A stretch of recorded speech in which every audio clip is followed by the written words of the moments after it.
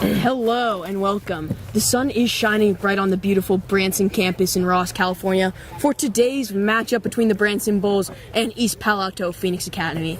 I'm your host, Tommy Yates. Alongside me is Brooks Hoffman and Adam Ramirez. You know what? Thank you very much, Tommy. I'm very honored to be out here for the first edition of Branson Sports Broadcasting Network's Bulls Game Day Live. And thank you to the Branson Athletic Department and everybody who came out to today's game. Before we get started, Branson Sports Broadcasting Network would like to make a very special announcement regarding the future of the Branson 8-man football team. As many of you know, the Bulls did not play in a specific league this year, but we're still able to compete with some quality opponents. But in recent news coming from the athletic department, we are honored to report that the football team has joined the NCL 3 South League in a division with Stewart Hall, Rincon Valley, Upper Lake, Calistoga, Tomales, and Potter Valley. Yeah, after their unexpected success early in the season, the Bulls received multiple requests to join different leagues around the area. Athletic director Anthony Thomas chose this league because of its high-level competition. And actually, in fact, we have a quote from Anthony Thomas regarding the switch. He says the switch is going to guarantee the Branson Bulls some games, which makes it easier for the Bulls to schedule some other games. And at the end of the season, they'll get to play in a bowl game against the North champion. So it's exciting for the football team, and they're ready to go. Unfortunately, no playoffs for the Bulls this year, but their future is looking very bright for next season. Returning quarterback Alec Rich and returning offensive and defensive lines. Only going to miss Langston Graham on the defensive line next year. Now let's take you back through the inaugural season of the Branson football 8-man team and how it played out for the Bulls, starting with the first game against Stewart Hall. Yeah, Stewart Hall, first game, and it was at home here on Tom Ryan Field. Very surprising game, really. Yeah. I think Stewart Hall came in here expecting a win because of their undefeated season last year and didn't lose any seniors. Really think they came in expecting a win. Branson really surprised them. Came out with a victory, 74-54, from a great home crowd. Game number 2, it was Upper Lake. We put up 80 points in that game to their 54. That was the highest game of the season for scoring for us. Mm-hmm. Great offensive performance. After watching the film, it was very, very evident that the Branson offense was able to move the ball at will against a clearly inferior Upper Lake defense. Yep. After that, Rincon Valley, easily the closest game all year. Yeah. Trailed 21-20 at halftime, but actually since then, since that third quarter of that game, they have not trailed a game this entire season. Yeah. They came out with a 50-42 victory, and I think that was a very big point in the Bulls season, giving them a lot of confidence. It was a real dogfight. I was at the game, and it was emotional all game long. Mm-hmm. After that very close, heated game was a 64-6 blowout at Anzar High. The defense, you could tell by the scoreline, really shut down Anzar on that day. The scoreline might not say it, but it was a hard-fought battle in the rain a long ways away. Our boys really came out to play that day. Mm-hmm. Most recent game just after Anzar was Mercy here again at Tom Ryan Field for the second home game, and it was a 60-26 game. The scoreline might not show it, but Branson was truly dominant. It went up 46-0 at halftime. Might have taken their foot off the gas a little in the second half. Yep. Great showing in front of the great home crowd. It was. And now we turn to this week, the highly anticipated matchup against East Palo Alto High, the final game of the season.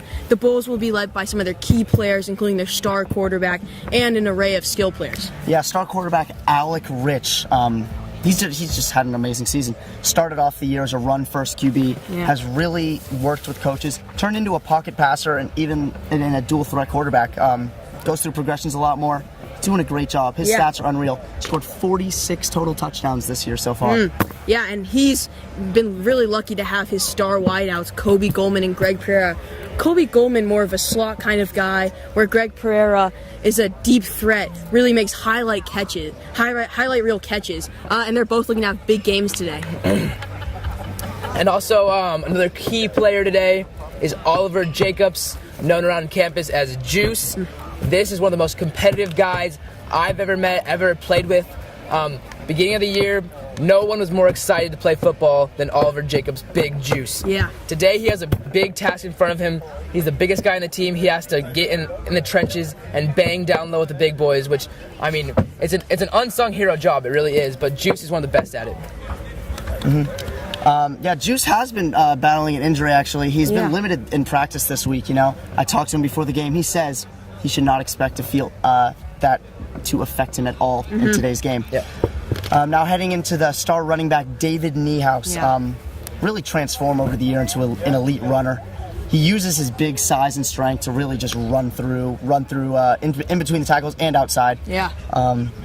Been a really consistent runner all year. He's been great all year. He's really progressed, has some really big plays throughout the year, learned how to run north and south. Now, the fall season has not just been about the Branson football team, although they have had has had great success. But Branson has also excelled in multiple sports. Let's take a look at some of the other teams, starting with you, Adam. Well, this year the Bulls women's volleyball team had a great season. They made it all the way to the MCAL final, unfortunately losing to MC. It was a great run for them. And now they're looking to make another deep run into NCS. They won their first game 3 in straight sets against Gateway High School. Really statement. It was a good. I expect them to go far in this NCS. Yeah, Great and team. I expect them to make state as well. The girls tennis team, I'll tell into them. They just won the MCAL finals against Redwood just this past Tuesday. And that game was delayed about a week because of rain, but they were able to still come through. They beat TAM in the semifinals, and I expect them to do a great job in NCS also, especially after success in the MCAL season. And the Bulls cross country team as well is having a great season. The boys especially, their first winning record in 16 years since 2000. So it was a great season for them. Yeah, they were really doing well, and you're in fact on the cross I country am. team. Actually, I am in fact on the team. Yeah. NCS, our MCAL race is this Wednesday. Oh, great. I'll be there. Can't wait. I'm be a great really game. excited. Now, looking ahead to the final game of the season, the Bulls will be led by their outstanding coaching staff, who really helped the team progress this year, and they're looking to go undefeated in their first season. Yeah, let's start with head coach Ian Albrecht. You know, he was a walk-on receiver at Cal. He's done a great job with the team. You know, he's turned this team into really a feared group around the area. He's done a great job. Also, Coach Max Pond, All-State QB in high school at Cardinal Newman, recruited to play defensive back at Oregon. And really, he's the offensive guru of this team. Yeah, he's a great personality, great football mind. He's learned from the best. Now we can head into Coach Anthony Thomas, who is also the athletic director. He's the architect of this program, you know. He's made it happen from day one. He's made this dream a reality. And he's done a great job working with the team this year as well. Yeah. Now let's take a look at the keys to the game to make sure that the Bulls ensure that they leave the game undefeated with a victory. Brooks, what do you got to say? You know, I think if the Bulls are able to get up early and score often, I don't think there's any way this East Palo Alto team can keep up with them. Yeah, I think that a couple stops from the Bulls is gonna pretty much seal a victory because our offense is gonna put up points. You know what they do. They're a machine. They are. I'm scoring almost every single drive. And also, to not forget, today is the senior day, and we're gonna look to our seniors to make their final Branson Bulls football contributions today. So look for those guys out there. And it's going to be very emotional for the seniors. In fact, Jacob Goldstein will be starting at quarterback today, who is one of the leaders of the Branson Sports Broadcasting Network. Now, we have a video tribute to the seniors, in fact, made by a couple of the players on the team, Nick Creary and Nick Coney. And let's take a look at that. Change the name